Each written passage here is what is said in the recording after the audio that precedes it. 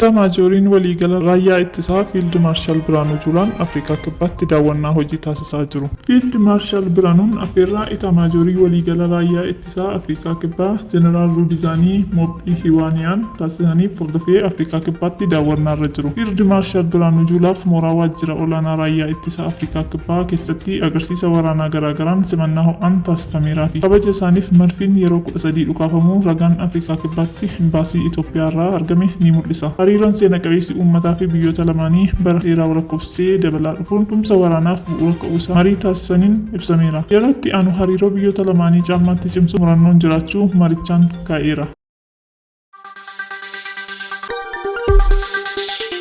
Mootummaan Sudaan walitti bu'iinsa biyyattiitti uumamee karaa nagaan hiikuuf Sudaan Kibbaa karaa hundumaa kan fooyyee qabu waliigalteedha jechuun irra deebitee dhaabbii ishee ibsiteetti. Isa juubaatti kennaniin akka dubbatanitti Jeneraal Abdul Fattah Abdurrahaan daawwannaa guyyaa kaleessaa godhaniin ministeerri dhimma alaa Sudaan Alii Al-Sadaaqii Sudaan Kibbaatti galanitti. Ministeerri Maartiin Lomroom kaabineen Sudaan Kibbaa dhimma walitti bu'iinsa Sudaan Kibbaa sirriitti waan beeku walitti bu'iinsa jiru mariidhaan hiikuuf beekumsa ga'aa qabdis jedhanii jiru. Sudaan Kibbaa IGAD keessatti walitti bu'iinsa Sudaan Kibbaa irratti garee nageenyaa keessaa miseensa ta'uunis beekamee jira.